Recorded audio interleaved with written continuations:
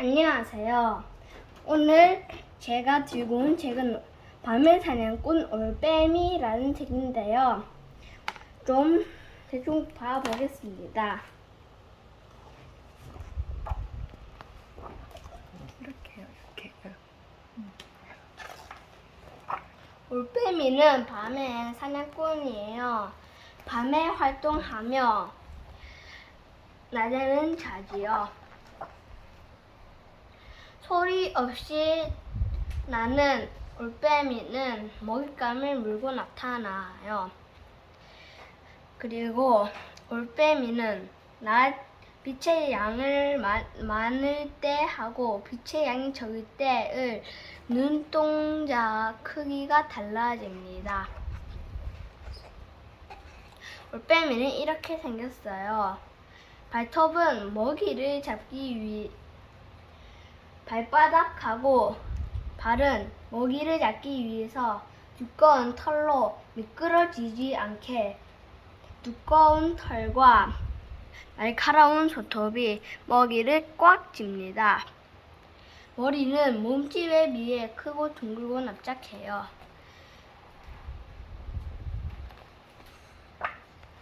작은 소리도 잘 들어요. 올빼미는 먹이의 소리를 잘 듣고 먹이가 있는 곳으로 날쌔게 가지요. 들쥐를 잡는 큰 회색 올빼미입니다. 소리 없이 날아요. 커다란 날개를 쭉 펴고 올빼미가 하늘을 날고 있어요. 그런데 신기하게도 퍼덕퍼덕 날갯짓을 하는 소리가 들리지 않아요. 올빼미는 어떻게 소리가 들리지 않을까요? 그거는 갈라진 털 때문입니다. 고개를 빙글빙글 돌려요. 전 이 책을 보면서 새로운 사실을 알았는데요. 올빼미는 머리를 돌릴 수 있습니다. 그래서 목을 옆으로 돌려서 뒤에 있는 자기의 먹이도 볼 수 있고 옆에 있는 먹이도 볼 수 있고 다 볼 수 있습니다. 올빼미는 작은 것들은 아무거나 꿀꺽 삼켜요. 왜냐하면 올빼미는요, 작으면 입에 다 들어가니까요. 특히 올빼미는 도마뱀을 먹고 나방을 먹고 들쥐도 먹습니다. 그리고 올빼미는 한 번에 삼켜서 소화하기가 힘든데요, 뼈 같은 것들은. 그래서 소화를 합니다. 올빼미도 짝을 짓습니다. 올빼미가 짝을 짓을 때는 옆으로 기대거나 위에 앉아서 짝을 짓는데요.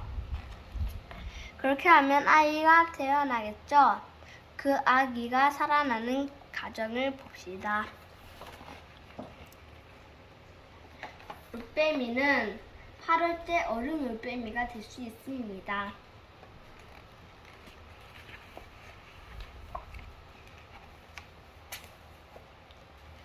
올빼미는 자기 구역을 알며 다른 올빼미가 침입하면은 열심히 지킵니다. 올빼미는 하늘도 잘 납니다. 여기 있는 이 올빼미들은 올빼미의 친구입니다. 올빼미와 비슷한 올빼미들인데요. 그리고 마지막에는 올빼미에 대해서 더욱더 자세하게 되어 있는 페이지가 있는데요. 여기에서는요, 귀깃이 있고 엄청 자세하게 나와 있고요. 밖에 여러 다른 비슷한 동물들을 소개해 줍니다.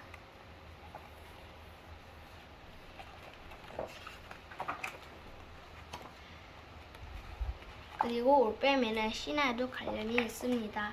이상입니다.